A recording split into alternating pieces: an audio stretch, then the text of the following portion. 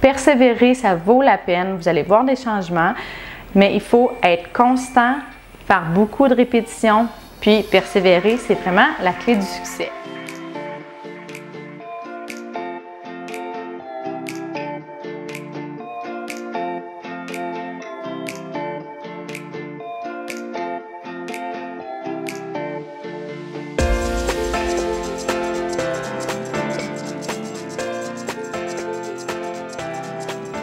Bonjour, bienvenue sur NeuroGym en ligne. J'espère que vous allez bien, j'espère que vous êtes en pleine forme.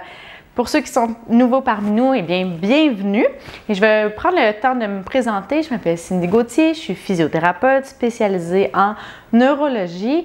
Et sur NeuroGym en ligne, vous allez trouver plein de vidéos pour faire de l'exercice, mais aussi pour atteindre vos objectifs en réadaptation, vous donner des trucs pour gérer également les situations, les choses qui viennent avec une condition neurologique comme la spasticité. Puis aujourd'hui, dans la capsule, on va parler des synergies de mouvement au niveau des jambes.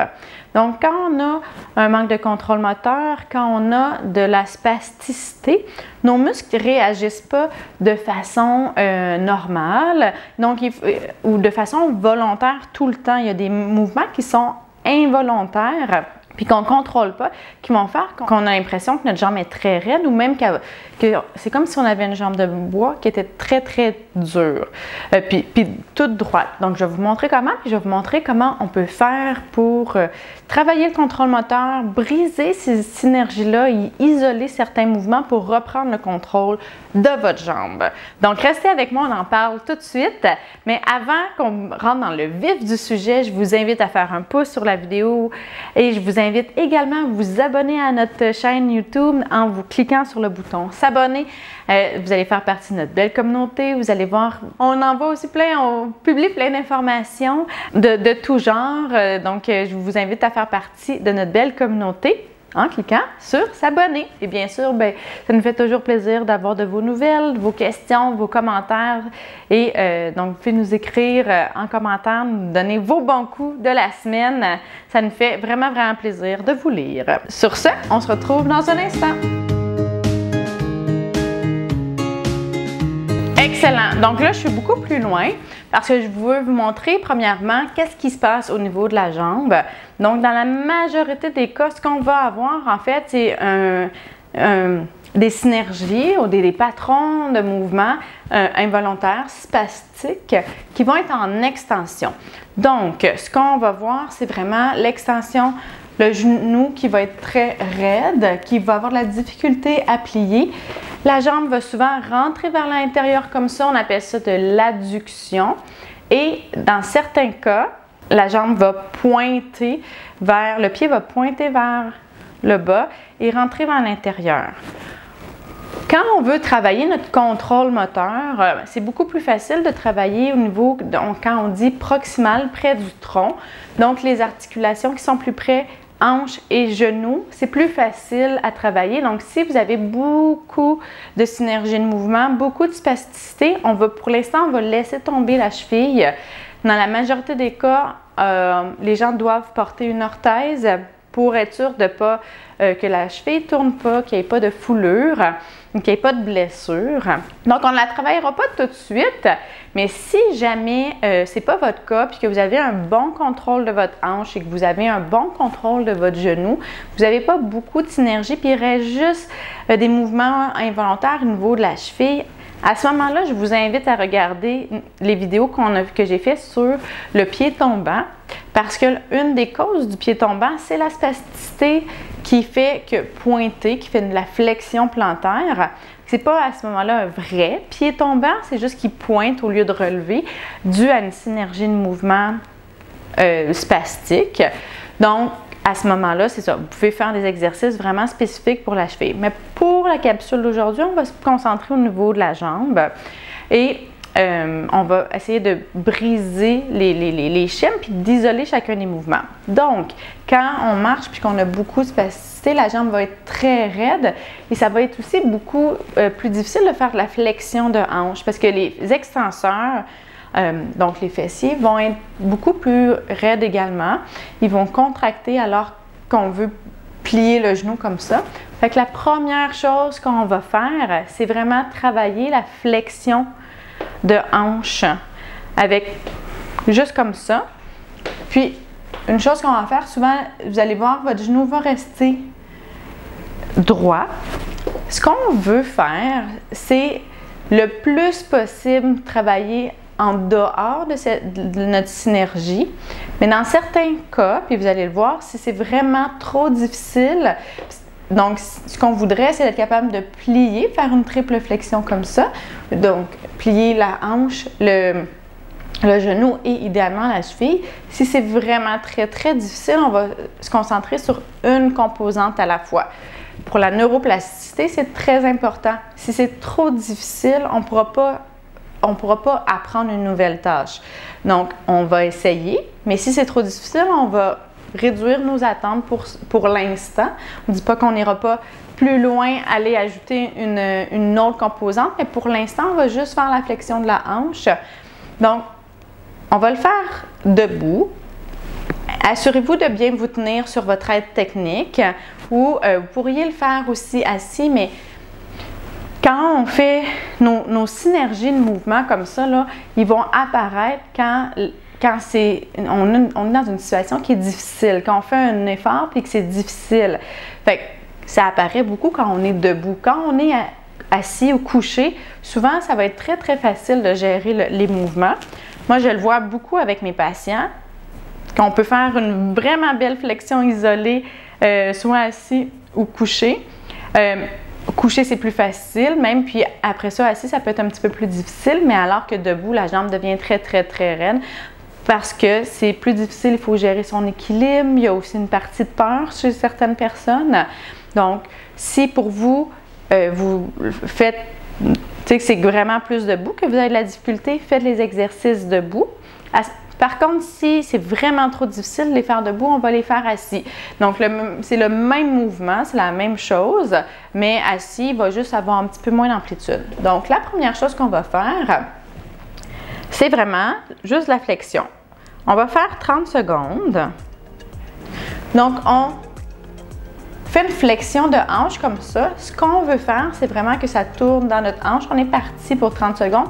On veut lever le genou, puis idéalement à 90 degrés. Parce que quand on marche, on veut marcher comme ça. Mais là, on va exagérer le mouvement. On s'entend qu'on ne travaille pas, on ne lève pas jusqu'à 90 degrés là, quand on marche, mais on va exagérer. Puis on essaye de garder le genou plié. Parfait, on va prendre une pause. Et là, pendant qu'on prend une pause, notre cerveau, là, il travaille, puis il fait l'analyse de ce qu'on vient de faire. Puis il fait l'analyse des erreurs qui ont pu arriver pendant qu'on faisait de l'effort pour vraiment pouvoir corriger, puis ensuite faire un meilleur mouvement. Puis là, ça se fait de façon inconsciente. C'est pour ça qu'il faut donner un temps de repos à notre corps, à notre cerveau. On y va pour une deuxième série. Donc, on veut, comme je le répète, on veut faire une flexion de hanche, on veut lever notre jambe. Idéalement, on veut que notre genou, notre pied reste vers le sol et non pas comme ça. Ça va être difficile pour certains.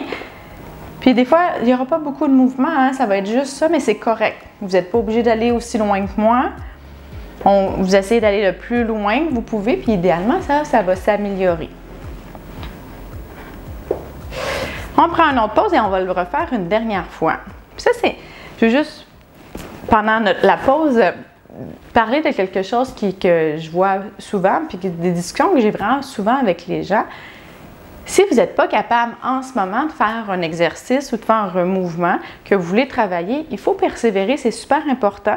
Parce que souvent, les gens ils disent « mais je ne suis pas capable de le faire », donc ils ne le font pas, puis ils arrêtent tout simplement. Mais c'est sûr que si vous arrêtez de le pratiquer, vous n'allez jamais être capable de le faire. Les choses ne s'apprennent pas, on ne se lève pas un matin puis on est capable de faire quelque chose. Il faut le pratiquer pour éventuellement être capable de faire une tâche, un mouvement, un exercice.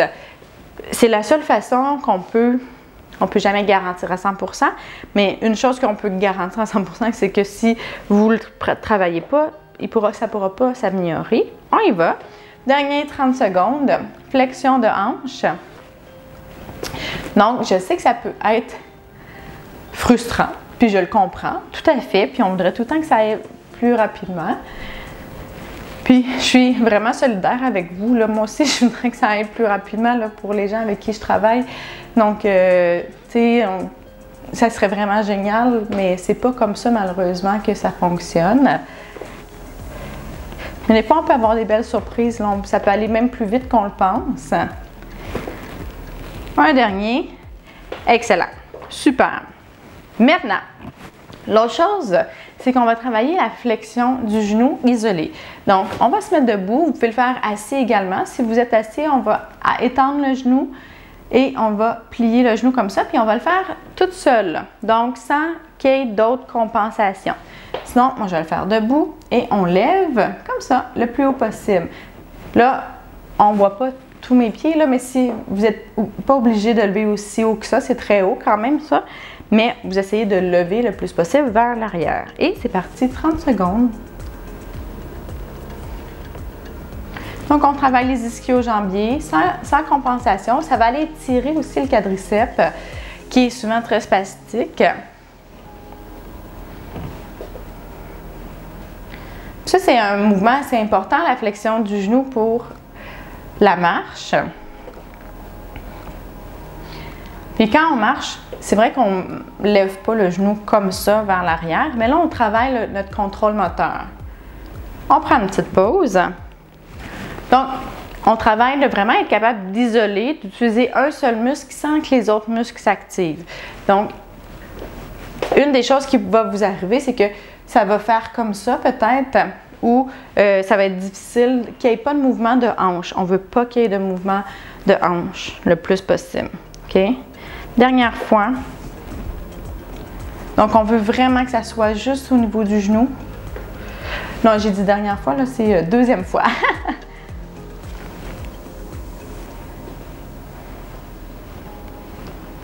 Donc, on ne lâche pas. Flexion. On se concentre. Essayez aussi d'aller le plus loin possible dans votre mouvement. OK? Fait que des fois, vous allez avoir de la difficulté. Essayez de continuer encore un petit peu pour être capable d'aller plus haut. Excellent. Donc, on laisse un autre petit repos. Et on y va. Dernière fois pour vrai. Allez. On lâche pas.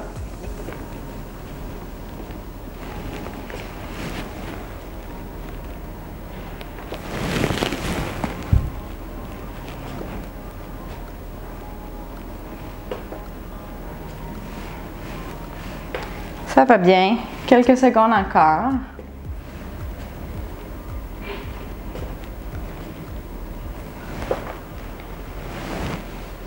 Excellent. Donc, je vais vous faire un dernier exercice qui ne cassera pas nécessairement les synergies. Puis quand je dis casser, c'est qu'il n'ira pas, ça va être un petit peu plus difficile. Mais une des synergies ou un des muscles qui est très spastique puis qui limite beaucoup, puis dans la marche, l'équilibre et tout ça, c'est les adducteurs. Donc, ceux qui ramènent la jambe vers l'intérieur, ça crée des problèmes au niveau de l'équilibre de la marche. Puis, donc, on va travailler les muscles qui sont antagonistes, qui sont de l'autre côté. Donc, le moyen fessier qui fait de l'abduction comme ça. Là, idéalement, ce qu'on va essayer de faire, c'est que la jambe ne soit pas très raide, que le quadriceps ne soit pas en contraction. On va essayer de garder la jambe relâchée, puis juste travailler l'abduction.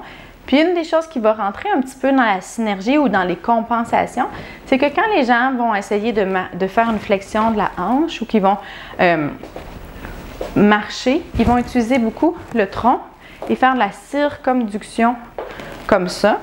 Donc, ce qu'on va essayer de faire, puis là, c'est vraiment plus difficile. On va essayer que notre bassin ne travaille pas, qu'on n'utilise pas nos carrés des lombes, notre tronc, puis que si on met nos mains sur notre bassin comme ça, nos mains restent, bougent pas. Donc, pas de mouvement comme ça. On veut vraiment isoler le mouvement au niveau de la hanche, que ça soit juste le moyen fessier qui travaille et pas tout le reste, OK? Donc, celui-là est un petit peu plus, peut-être difficile à dissocier, mais il est très, très utile. C'est un exercice que je donne à tout le monde. Donc, on peut le faire. Donc, on se tient encore une fois, hein, puis là, on lève la jambe sur le côté et on ramène. On essaie que notre cheville, le pied, le genou soient relativement relâchés. Excellent. Là, moi, je penche beaucoup. Vous pouvez vous tenir, hein? C'est un petit peu plus difficile pour l'équilibre. Donc, on ne veut pas de compensation comme ça. On utilise vraiment les muscles de la hanche. C'est comme si ça roulait dans la hanche. Parfait. On prend une pause. Donc, c'est un exercice très, très utile pour la marche, cet exercice-là. Et pour plein de choses, en fait, pour l'équilibre. C'est souvent des muscles qui sont faibles. Donc, c'est très utile de les travailler. Puis, ça peut même étirer à l'intérieur de la cuisse. On y va. Dernière série. Pas dernière. Mon Dieu. Aujourd'hui, j'ai envie d'en faire juste 2, on dirait. Donc, tantôt, je parlais du contrôle moteur, puis de la neuroplasticité, en fait, là. Donc, moi, je fais principalement faire 3 séries habituellement. Des fois, j'en fais faire 2, mais il faut au moins en faire 2, puis il faut avoir une période de repos entre. Même les périodes de repos pourraient être un petit peu plus longues. On ne lâche pas. Un dernier. Excellent. On prend une dernière pause, puis on va faire une dernière série. Une des choses que j'aime bien faire, je vais vous donner un petit truc là aussi, parce que moi j'aime enchaîner les exercices plus rapidement, surtout dans une séance avec quelqu'un par exemple. Donc souvent je vais faire alterner 2 exercices. Il ne faut pas que les exercices soient trop difficiles parce que sinon ça va surcharger, puis pour l'apprentissage c'est plus difficile. Mais si les exercices sont pas trop difficiles, on change les groupes musculaires qu'on travaille, donc les muscles qu'on a utilisés pour un exercice vont être au repos pendant qu'on fait un autre exercice. Puis notre cerveau, il continue quand même de travailler d'analyser. Ça, c'est si les exercices ne sont pas trop difficiles. On y va.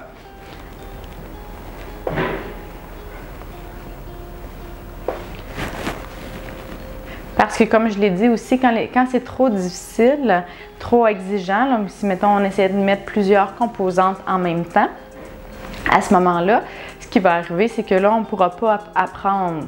Puis, si on travaille une synergie, si on travaille dans un mouvement puis qu'il y a trop de synergie, trop de schème spastique, bien, on entraîne ce schème spastique-là. Donc, on est un peu, bien, on n'est pas juste un peu, on est contre-productif. Donc, c'est pas ce qu'on veut, hein? Donc, à ce moment-là, des fois, il faut prendre le temps, réduire l'intensité ou la difficulté de l'exercice pour vraiment pouvoir progresser. Ça, c'est très important à garder en tête, là, parce que, comme je l'ai dit, des fois, ça peut être un petit peu frustrant, mais ça fait partie de la vie.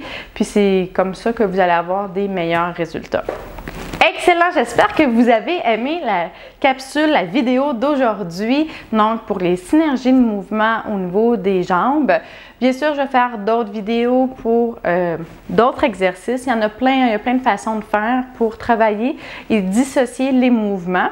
Puis si vous voulez, il y a déjà plein de vidéos sur notre chaîne YouTube. Vous pouvez également, comme je l'ai dit en introduction, regarder les vidéos pour le pied tombant, les travailler puis isoler la cheville directement. Après, là, également, là, si aujourd'hui ça a bien été avec les exercices que j'ai faits, puis vous avez quand même un bon contrôle au niveau de la cheville, vous pouvez combiner. Donc, combiner les mouvements, faire un beau mouvement au niveau de la hanche, un beau mouvement au niveau du genou et de la cheville qui sont bien contrôlés et qui sont isolés, donc qui ne travaillent pas. Si vous bougez votre genou d'une certaine façon, qu'il n'y a pas de mouvement qui se crée au niveau de la hanche ou au niveau de la cheville, que vraiment vous puissiez faire des mouvements dans les différentes articulations en même temps qui ne s'influencent pas, si on peut dire. Donc, si vous comprenez ce que je veux dire, là, si vous avez des schèmes spastiques, là, vous savez très bien de quoi je parle. Donc, on essaie de combiner ça puis d'être capable de faire des mouvements librement dans chacune de nos articulations. Ça prend du temps. Persévérer, ça vaut la peine. Vous allez voir des changements, mais il faut être constant faire beaucoup de répétitions, puis persévérer, c'est vraiment la clé du succès. Puis, on est avec vous à NeuroGym en ligne pour vous accompagner, vous donner des idées d'exercices, vous faire bouger.